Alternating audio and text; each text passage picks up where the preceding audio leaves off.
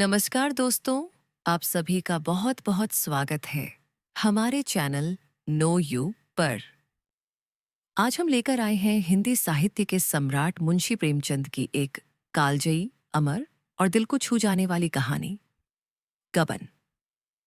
ये कहानी सिर्फ एक इंसान की गलती की नहीं, बल्कि उस समाज की है जो कभी कभी अपनी अपेक्षाओं से हमें इतना दबा देता है कि हम गलत रास्ता चुन लेते हैं। ये कहानी है आत्मसम्मान और अपराध बोध, प्रेम और प्रायश्चित की। बनारस की गलियों में सांझ का समय था। बनारस की पवित्र गलियों में हल्की ठंडक उतर आई थी। दूर मंदिरों की घंटियों की मधुर ध्वनि वातावरण को और भी पावन बना रही थी। इन्हीं गलियों में आत्मविश्वास से भरा एक नौजवान अपने घर की ओर लौट रहा था। वह था रमेश। रमेश एक सुशिक्षित, सभ्य और आत्माभिमानी युवक था। उसके स्वभाव में कोमलता थी, पर मर्यादा और स्वाभिमान के लिए एक अटूट जिद भी थी। उसने कानून की पढ़ाई की थी, लेकिन कोई स्थायी नौकरी उसे नहीं मिल पाई। यही उसकी सबसे बड़ी कमजोरी थी। जालपा और उसके सपने, रमेश की पत्नी, जालपा सौंदर्य, आत्मगौरव और स्वाभिमान की प्रतिमूर्ति थी। उसके अंदर गर्व था, पर वह झूठा नहीं, बल्कि अपने जीवन को बेहतर बनाने की चाह से भरा हुआ। वह चाहती थी कि उसका पति समाज में ऊंचा उठे, सबकी नजरों में आदर पाए।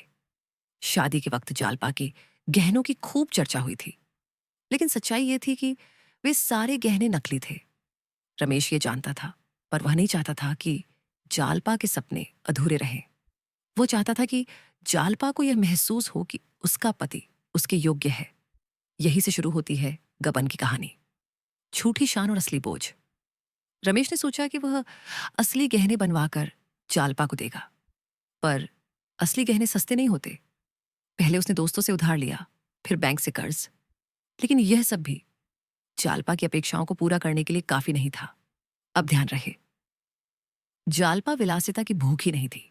वह सिर्फ एक सम्मानित जीवन चाहती थी, एक ऐसा जीवन जहां समाज में सिर ऊंचा करके चला जा सके।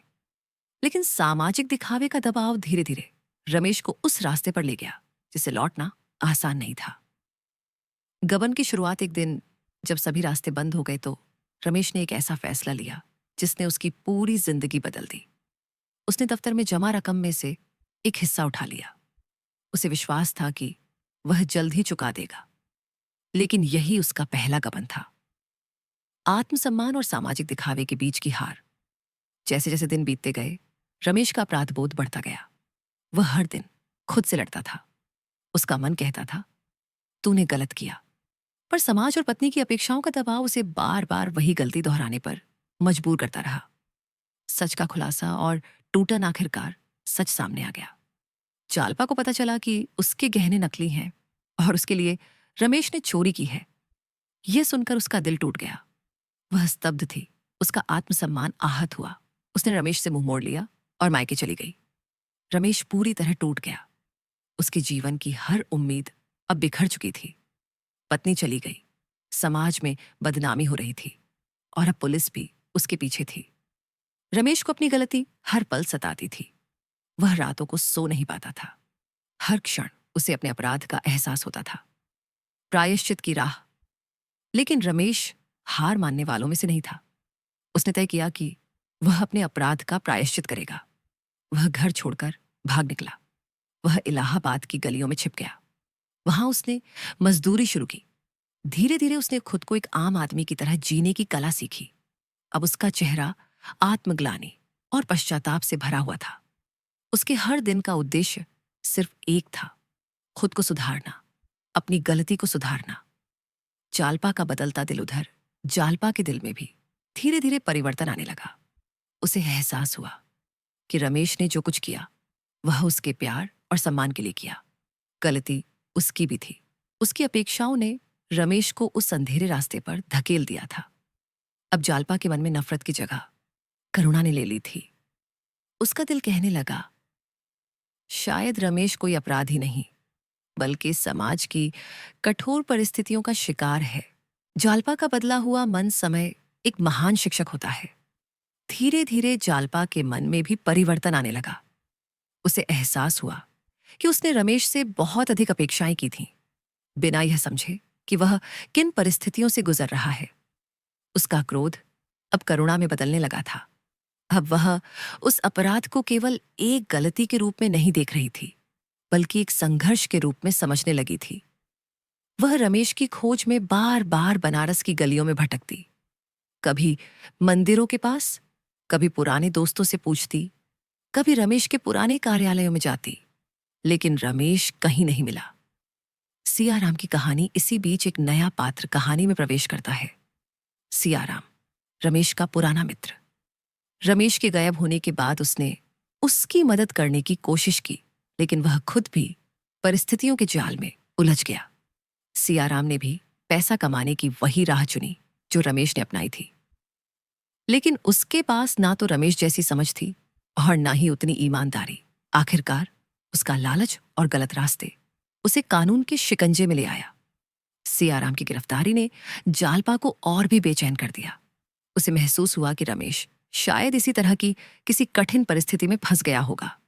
उसका दिल रमेश के लिए करुणा और प्रेम से भरने लगा।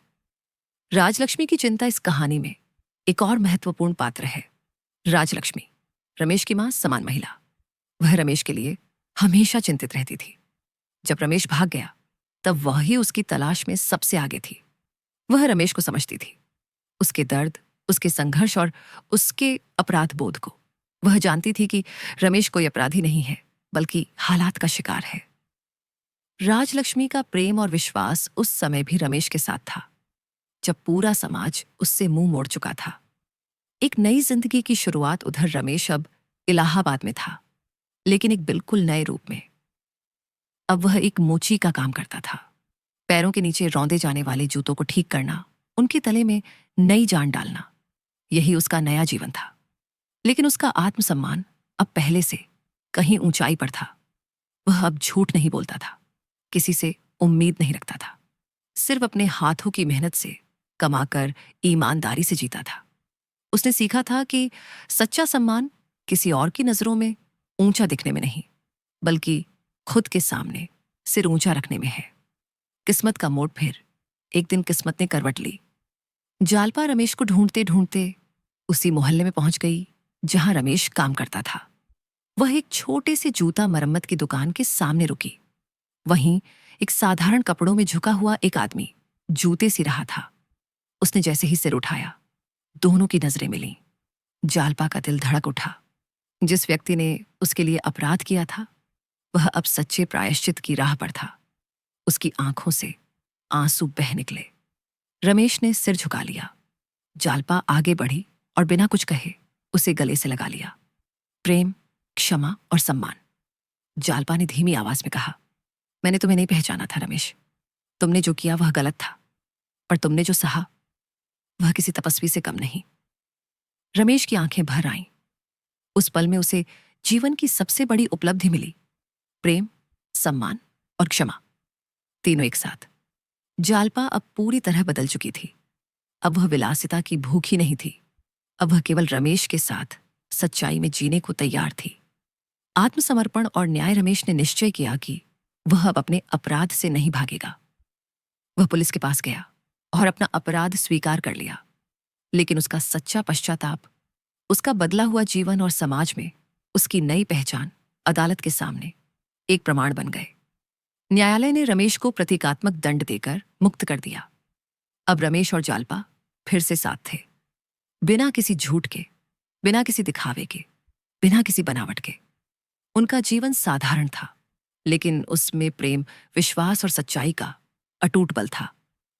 मुंशी प्रेमचंद का संदेश। मुंशी प्रेमचंद ने गबन के माध्यम से सिर्फ एक अपराध की कहानी नहीं सुनाई, बल्कि एक आत्मा की यात्रा दिखाई। कैसे आत्मसम्मान और सामाजिक दबाव मिलकर किसी को अपराध की ओर ले जा सकते हैं, और कैसे सच्चा पश्चाताप और आत्मबोध उस व्यक्ति को फिर से ऊंचाई तक पहुंचा सकते हैं। गबन एक आदमी की कहानी नहीं है, यह हम सबकी कहानी है, जब हम समाज की उम्मीदों में खुद को खो देते हैं और फिर अपने सच्चे अस्तित्व को खोजने निकल पड़ते हैं। अगर आपको यह कहानी पसंद आई हो तो वीडियो को लाइक करना ना भूलें। हमारे चैनल नो यू को सब्सक्राइब करें ताकि ऐसी और भी प्रेरणादायक और आत्मा को छू लेने वाली कहानियां आप तक पहुंचती रहे। धन्यवाद। फिर मिलेंगे एक और साहित्यिक यात्रा के साथ।